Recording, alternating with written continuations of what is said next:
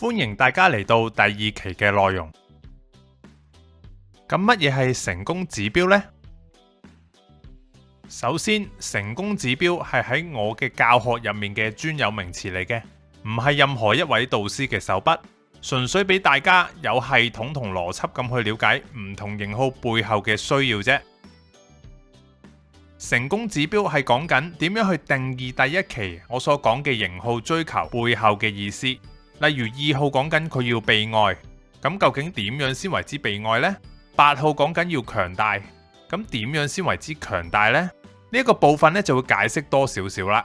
而呢一種嘅成功指標係會因應住心理狀態變化而改變㗎噃，所以我哋一陣講嘅只係每個型號嘅本質嚟嘅啫。心理狀態變化之後嘅成功指標，我哋會喺第7期嘅時候先再同大家慢慢解釋嘅。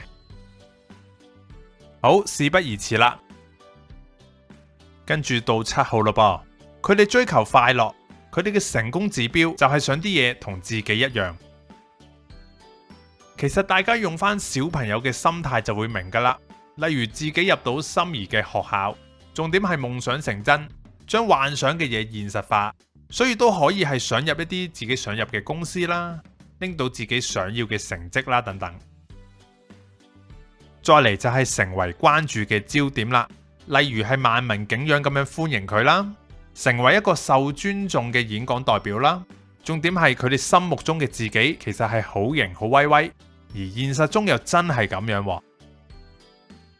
另外就係揾到一啲同自己志同道合嘅人一齊啦，可以係簡單到住同一個區，中意同一樣嘢，識同一啲嘅知識，甚至係同一個價值觀，同一個人生目標。總之相同得越多就越好啦。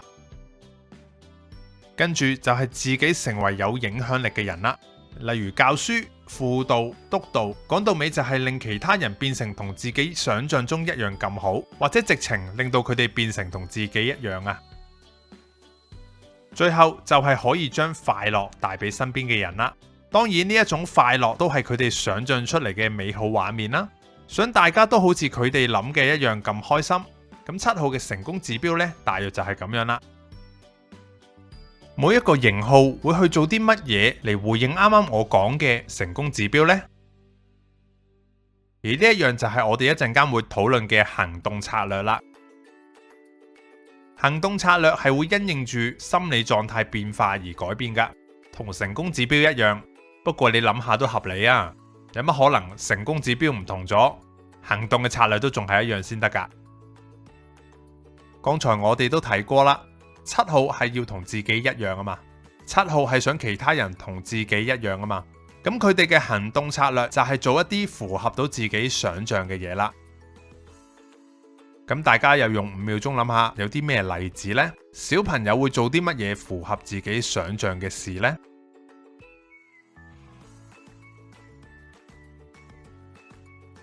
第一就係搞笑啦，即係能夠令大家開心，仲可以令到大家注意自己喎。正面嘅就係風趣幽默咁講笑話，或者係有表演欲咁樣氹大家開心。但反面嘅可能就係返工都冇嚟正經，或者係懶搞笑，實際上係得罪人喎。不過大家又諗下，點解有一啲7號唔係太搞笑嘅呢？5秒鐘諗下。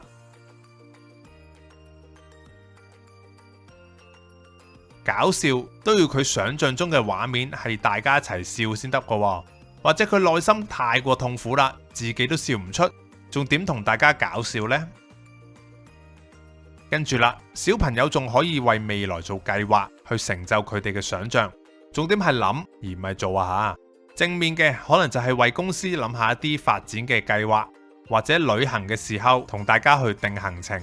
但反面嚟講呢，就可能係齋諗新嘢，然後乜都掉晒俾人哋做。可能極端啲，啱啱拍拖已經諗到結婚生仔，但2日之後就飛咗人哋咯。不過大家諗下，點解有啲7號唔係太計劃未來嘅呢？5秒鐘諗下。講到尾，計劃未來都係佢哋想象中嘅畫面嚟嘅啫。所以只要一件事太過無聊，甚或直接帶俾痛苦佢哋嘅話呢，佢哋係可以完全唔想計劃任何嘢噶。再嚟啦，小朋友仲可以令到現實符合翻自己嘅想象，講緊嘅就係我可唔可以影響到其他人呢？正面嘅就可以係做老師、做導師，將知識傳承俾人，變相就係令大家同自己一樣啦。仲可以做創作或者係做評論去吸引 fans 嘅支持。但反面嘅就可以係聽唔明人哋講嘢，仲係咁 sell 一啲自己覺得正嘅嘢。極端啲就可以係直接用強權逼你去跟對方跟自己嗰一套啊。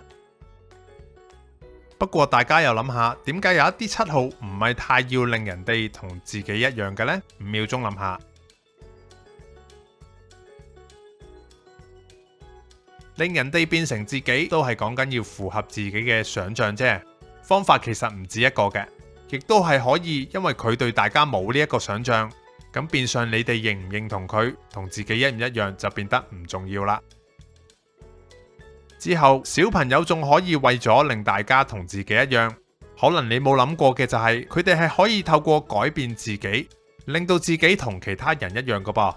正面嘅就係遷就其他人，亦都可以令自己同身邊積極嘅同學一樣一齊努力讀書。但反面嘅可能就係不斷咁模仿其他人，搞到冇晒自己。極端啲可能就係群埋一班損友一齊吸毒啦。不過大家諗下，點解有一啲七號唔係太改變自己嚟成為其他人呢？5秒鐘諗下。如果有一啲七號嘅自我意識比較強，當然唔使改變自己啦，而係要人哋改變啊嘛。都係嗰句啦，方法嚟嘅啫。講到尾都係要令到所有嘢符合翻自己嘅想象。最後小朋友仲可以令到事情符合自己想象，而成日揾一班志同道合嘅人一齊噶噃。當同佢哋一齊嘅時候，就會感受到好似一家人咁樣啦，諗乜都係一樣嘅。正面嘅就可以係出色嘅團隊成員或者領袖，亦都可以係家庭入面維繫大家關係嘅人。但反面嘅就係晚晚同啲損友出去劈酒，或者喺公司入面搞小圈子講是非啦。不過大家諗下，點解有一啲七號唔係太中意同人哋黐埋一齊呢？5秒鐘諗下。如果同人一齊係為咗佢哋同我一樣嘅話，咁唔同人一齊好明顯就係因為身邊啲人係同自己唔同啦，一啲都唔係志同道合。七號嘅行動策略呢，去到呢度就差唔多啦。大家記住要揾揾行動背後嘅動機，可以係搞笑、做計劃、影響人、自己改變，定一話成班人一齊都好。總之就係令到現實嘅世界更加符合自己想象中嘅畫面啦。所以唔好見人哋成日笑同貪玩就話佢係七號啦。補充資料，我哋又睇一睇坊間嘅一啲迷思同誤解嘞噃。咁七號又係點樣呢？當然就係成日俾人話貪玩啦。咁中意玩嗰班就真係會覺得自己係七號啦，但唔開心嗰班七號呢，就會成日覺得自己唔係七號啦。要記住，七號貪玩嘅原因係嚟自佢嘅想象力，佢哋會玩嗰樣嘢係建基於佢哋本身就對嗰樣嘢有想象。調翻轉啦，如果有一個七號覺得呢個世界太過痛苦，乜嘢好嘅想象都諗唔到呢，變相佢可以係唔玩噶噃，甚或佢嘅想象只喺腦入面諗已經足夠噶啦。嚟到呢度都接近第二期第二部分嘅尾聲啦，唔知大家覺唔覺得我哋每一個人真正可以選擇嘅嘢其實唔係好多呢？每個型號都有佢嘅成功指標，同埋為着呢啲指標去用嘅行動策略。我哋唔難見到呢個世界仲有好多人被困，被權力慾控制，被錢控制，過度消費，放縱情慾，酗酒，吸毒，乜都有。透過9型人格，我哋依家知道乜嘢先係我哋真正每個型號嘅需要。其實呢個只係第一步，打破舊有嘅習慣先係真正嘅考驗啊！我想喺度引用聖經約翰福音8章31至32節嘅內容。